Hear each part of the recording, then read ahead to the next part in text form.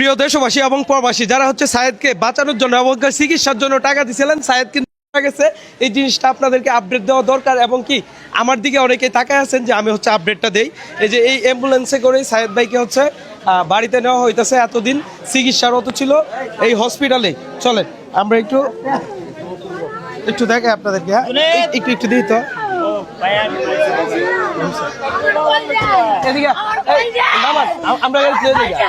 আমরা গাড়িতে লয়ে যাই, হ্যাঁ আপা আমার গাড়িতে পড়ুন, আমার গাড়ি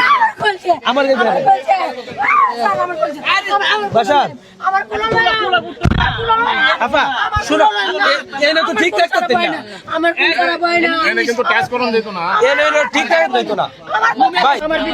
হ্যাঁ আচ্ছা আচ্ছা আচ্ছা কিছু করার নাই, ভালো চাদর করে দেন।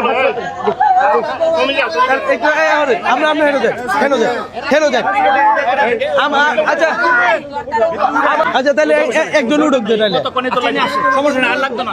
সে হচ্ছে লাস্ট করে। আচ্ছা কাকা আপনি একটু দেখে লয়ে যান জাফারে, তুমি যাও। আচ্ছা আমি আগে চলে যাবো।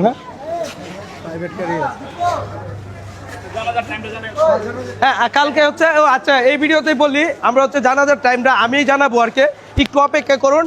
আমরা হচ্ছে তার পরিবারের সাথে কথা বলি। আর এই মুহূর্তে লাস্ট দিয়ে হচ্ছে তার বাড়িতে যাইতেছে। আমি মনে করি বিশেষ করে দূর থেকে আসবেন, এখন ভিড়ভাট্টা করার দরকার নাই। তার পরিবারে যেহেতু মারা গেছে তো বুঝতেই আছেন ব্যাপারটা, তাদের পরিবার এবং কি তাদের কি সিচুয়েশন হইতে পারে। আমি চাই আপনারা হচ্ছে ভিড়ভাট্টা না করেন। আপনাদেরকে খুব শীঘ্রই হচ্ছে আমি জানাজার টাইমটা বলে দিব এবং কি লাস্ট পর্যন্ত আমি আপডেটটা দিব। এই মুহূর্তে আমরা হচ্ছে মেডিকেলে আছি, আর মেডিকেল থেকে হচ্ছে অতিক্রম করতেছে এই যে অ্যাম্বুলেন্স বাহী, এইটাতেই হচ্ছে সায়েদ ভাইকে নিয়ে যাইতেছে।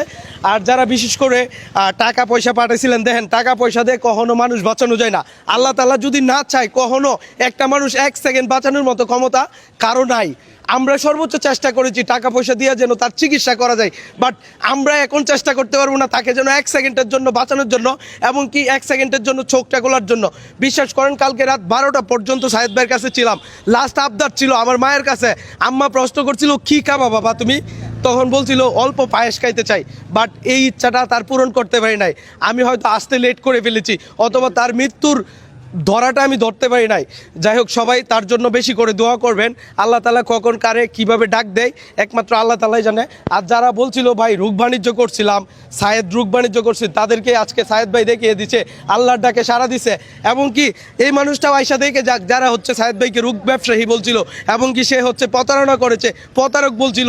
আজকে আমার হাত পা কাঁপতাছে, কি বলে আপনাদেরকে বলবো যে সায়েদ ভাই মারা গেছে, আপনারা আয়সা দেখেন। তবে জাতির কাছে একটা প্রশ্ন, আপনারা এই প্রশ্নের উত্তর দেন, তাকে কেন প্রতারক বলা হইল?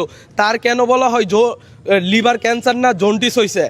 বলেন, এটার কোনো উত্তর দিতে পারবেন? এটার কোনো উত্তর নেই। পরিশেষে একটা কথাই বলবো, মৃত্যু কার কখন হবে এটা জানা নাই, তবে মৃত্যু কিন্তু অনিবার্য। আর যারা আমাকে এবং কি সায়েদকে প্রতারক এবং কি অনেক কিছু বলেছেন, তাদের কাছে আজকে একটা প্রশ্ন রাখতে চাই, এখন বলেন প্রতারক? মৃত ব্যক্তিটাকে এখন বলেন প্রতারক? আর আমাকেও যারা ভিউ ব্যবসায়ী বলছেন, দেখেন এটা নিয়ে আমি একদম কথা বলতে চাই না। আমি যদি না জানাইতাম যে সায়েদ অসুস্থ, আপনারা এই টাকাগুলো নিয়ে আসতে পারতেন না।